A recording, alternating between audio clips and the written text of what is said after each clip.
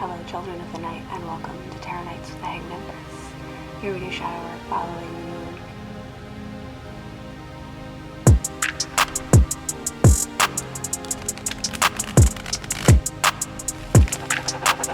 Yo, VI, play the beat.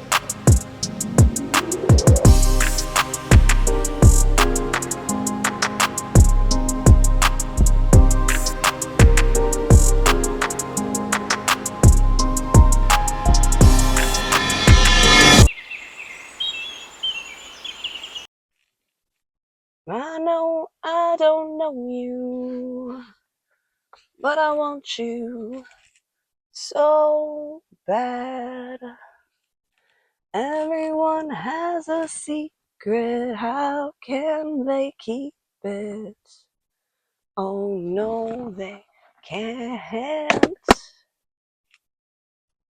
That's the song that's stuck in my head, and the Emperor showed face as we were setting up. And I was singing that song, and I looked at that Emperor, and I'm like, we better start recording. We gotta get this. I don't know what this is, but something in there. There's some good Maroon 5 vibes in there. I know Maroon 5 isn't always the best of the best, but also, I like Maroon 5. Of pop music, that's my band. I like every genre of music, and I can find something good everywhere. And I like Adam Levine's voice. Some of the lyrics definitely follow those pop themes, but they're also really good. They're also really deep. There's stuff in there.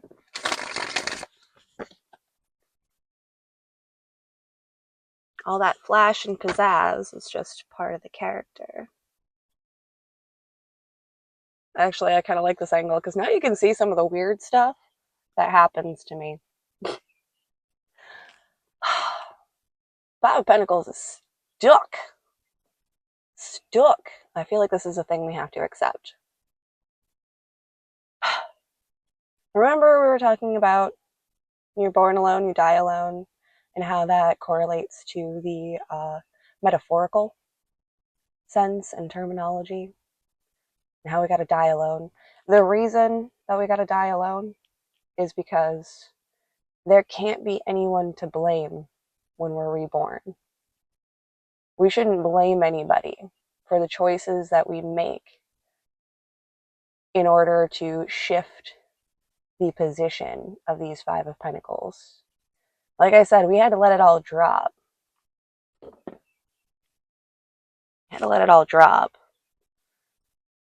And we had to accept that Five of Pentacles for what it was.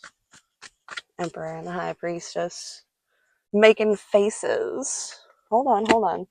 I'm not done with you yet, Five of Pentacles. Inside, outside. I'm taking both sides. This was, it came down reversed. It was dropping on its head. Just like that yo-yo. We're dropping it all the way down. We were accepting this. Oh, okay. We were accepting this, but where we turned and where we wound up was here. Not outside, but inside of the temple. Inside of our own temple. Contemplating how we got here. Why we made the choices that we had to make. And that's why I say it's important to make those choices alone.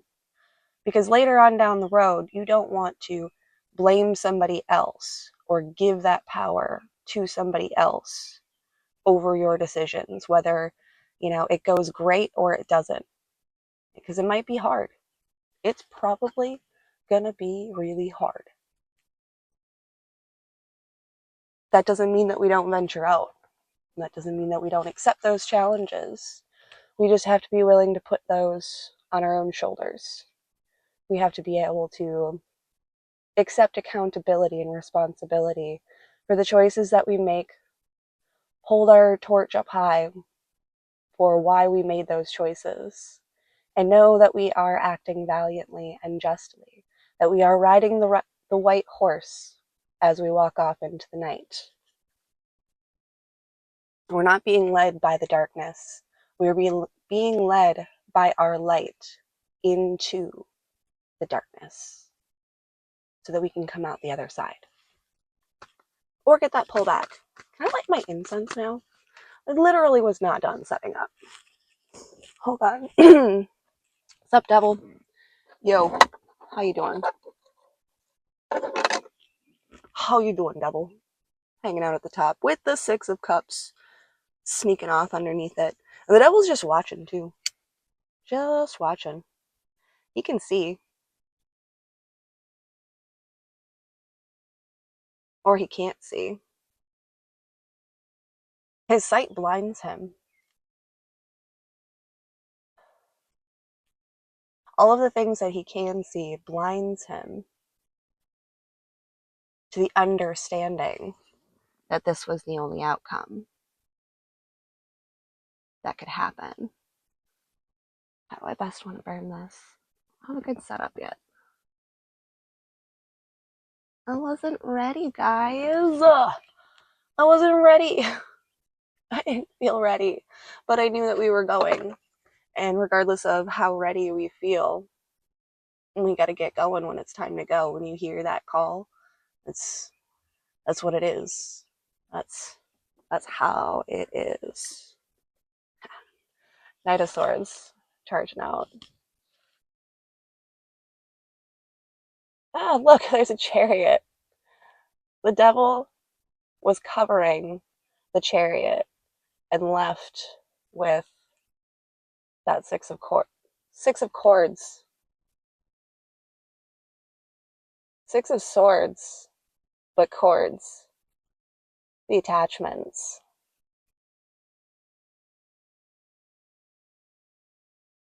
I feel like the devil feels like he's pulling the strings. Like he's pulling the cords. Like he's got all of the cards in his hand. Like he's literally covering up the chariot. Holding it hostage. Holding it hostage. Sorry, the words are striking me as they come out or in. As they come in and move through and out, they are striking me like swords just going down through my head and being spit out of my mouth. Like, what are you even doing?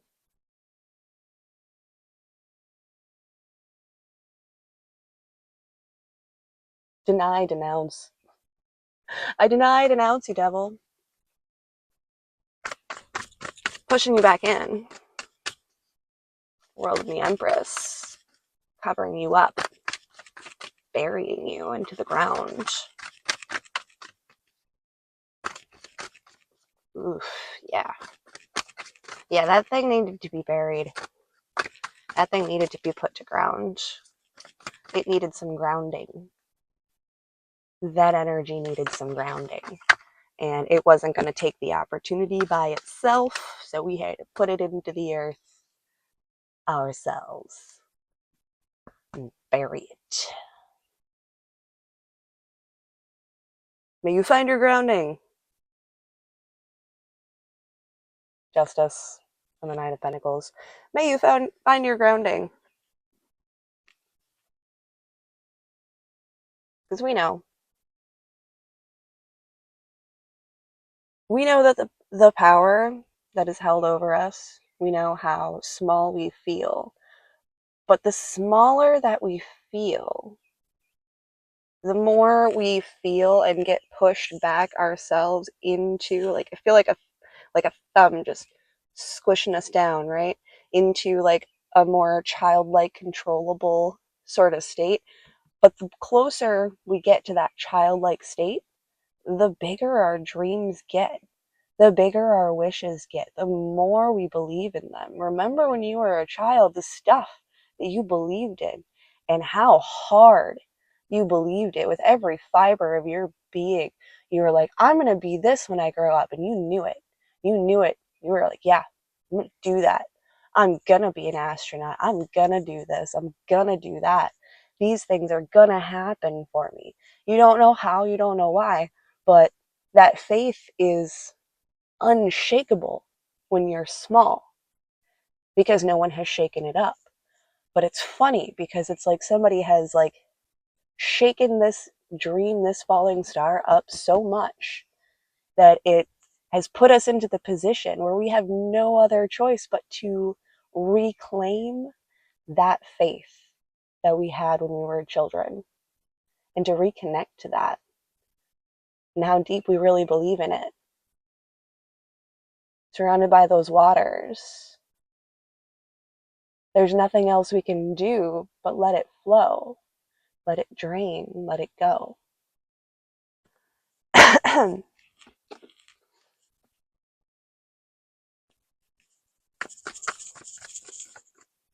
So what if it's all sorrow and loss? Still not changing my tune. We're still not changing my attitude. I can find the light and the positivity in that dark space because I hold on to it. And I hold on to it fiercely, like a child clinging to their dreams and to the things that they believe. Page of Pentacles. To the floor.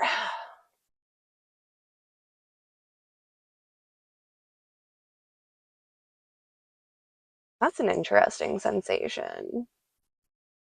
It's kind of like laying down flat on the ground. We're listening. I feel like we're like laying down with our ear to the ground, listening to the rumble of the devil underneath.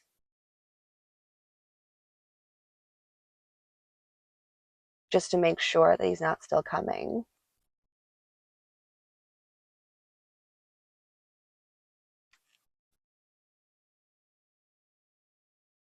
But I feel like we're holding this sacred. I feel like we're keeping this pentacle safe. This thing that we are doing, this thing that we hold, it is that star, it is that dream, and it is corporeal. It's a real thing that you are doing or can do, that you hold, that you can carry with you, and that can carry you up through the courts. And I had to come out that way, so there might be literal courts situations, but this is going to give you the foundations and the funding to do that. And if it's not a literal court, it's a metaphorical court. Amongst the courts, amongst the judges, what you hold is solid, real, and true.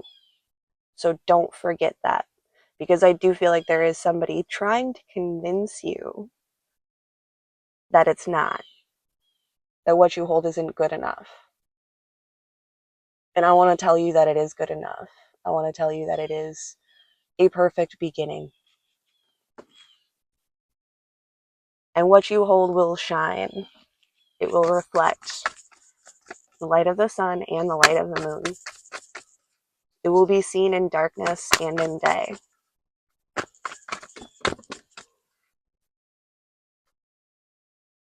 Ace of Swords.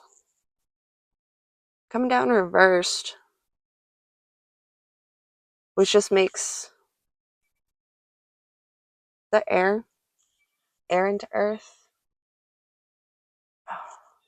The elemental symbols get twisted and turned inside of my head, but I know facing down is earth. So the triangle with the line pointing up, is that air or fire?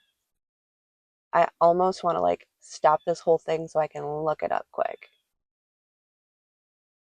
So it feels significance that I can like tell the difference between these elemental energies. Give me 5 seconds.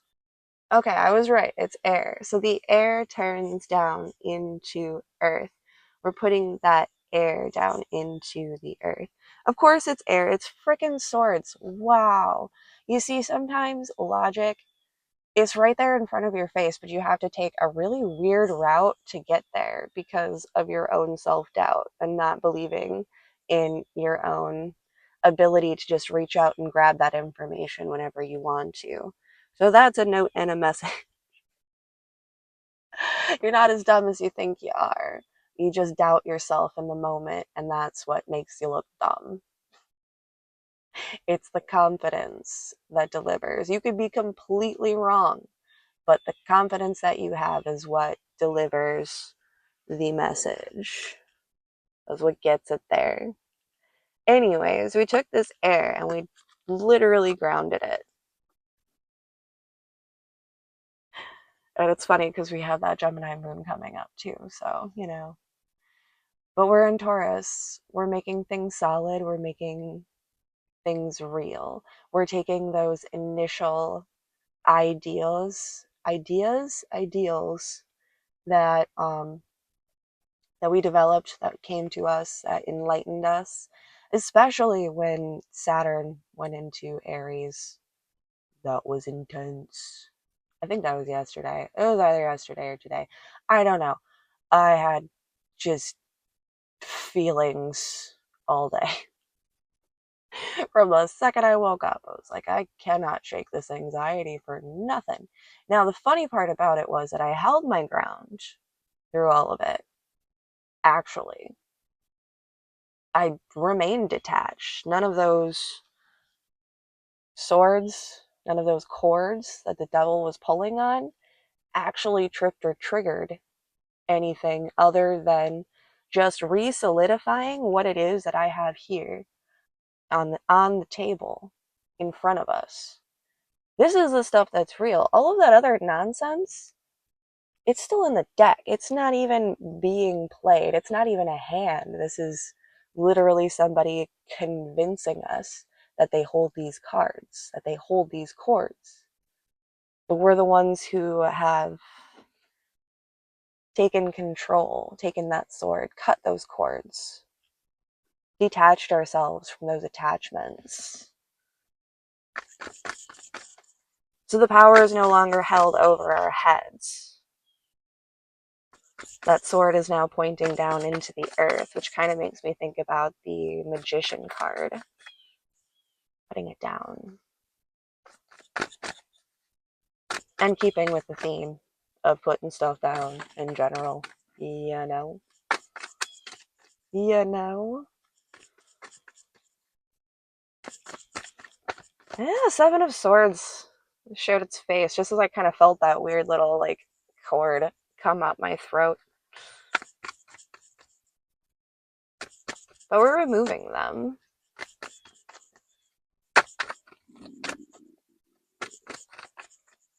Okay, yeah. I'm sure we need things. New deck? I don't know. We probably should be done. I don't feel like it yet. I did turn the world. King of Cups is watching that world turn. The King of Cups is watching as the world turns. Literally or metaphorically, I don't know.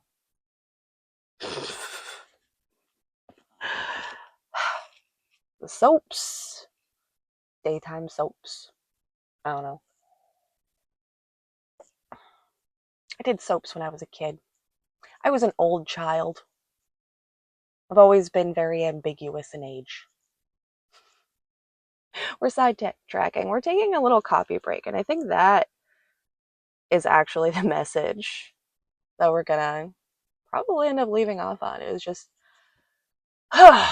taking a break, having a little coffee break after all of this. Like, damn, what a day. What a day. It was heavy. It was lifted. It was gifted. All of the parts of that were so fantastic and so terrible. It was like the epitome of both and being attached to neither side of the intensity. Like, the intensity was there and we observed it and we participated with it, but we ourselves held ground. We weren't too attached to the overly positive. We weren't too attached to the overly negative. We had an understanding and a respect for each as being fleeting or even simply out of our control. And if it's out of our control, you gotta let it go. What are you gonna do? What can you do? If you can't do anything, what good does it do you? Sit around and worry about it, right? Nothing. Doesn't do you no good at all. So what we're gonna do is we're going to allow these experiences and these circumstances and situations to unfold, knowing that what we know and what we hold is actually true, and that the rest of the world just needs to catch up. Our projection hasn't made it on that big screen yet, but we're past the editing, or we're getting to the final stages of the editing before the big premiere. Whatever it is we're doing, again, it might be very heavy, dark, intense, and crazy. But at this point, the level of heavy, dark, intense, and crazy that has occurred,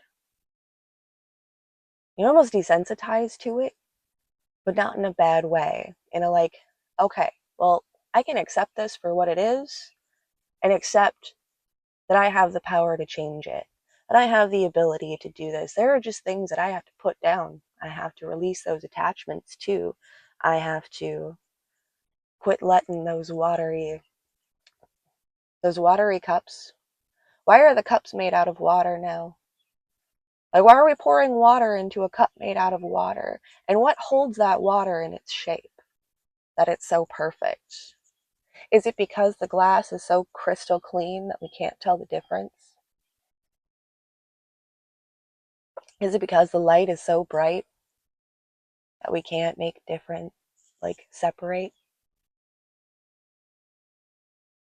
So when we turn it to dark, that's the only thing that glows.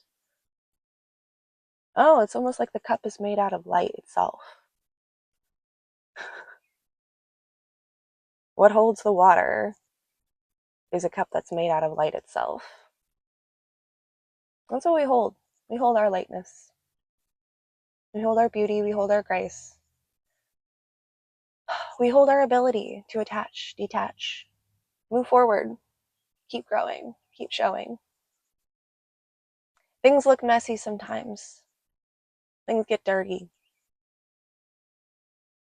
But those positions are necessary for the next steps.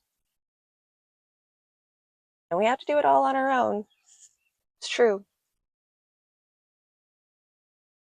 We only have a handful of cards, and we're not reaching out for more.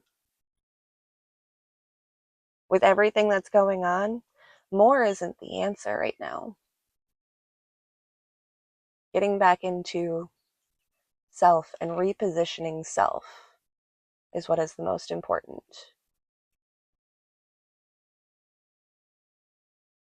I like this. This is like when I do my reads. By the way, if you get a read from me, like, we read cards, but a lot of it is just talking. Like, that's how I start it.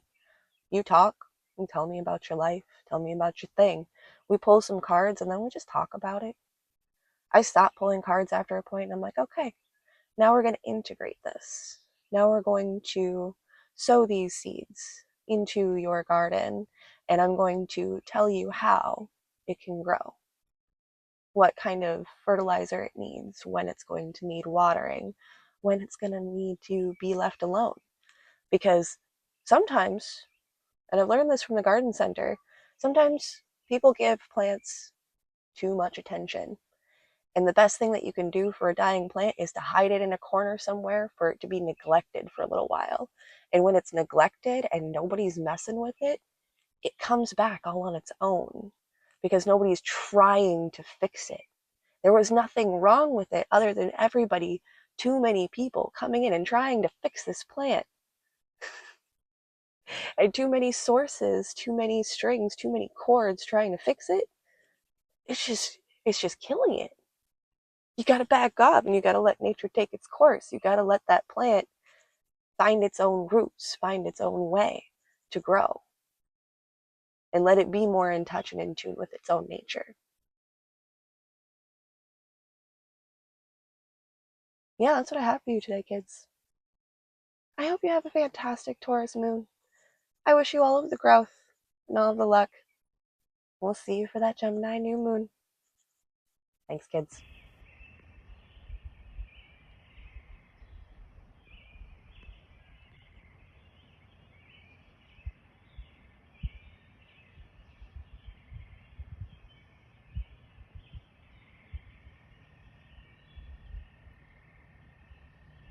Hold on, on, hold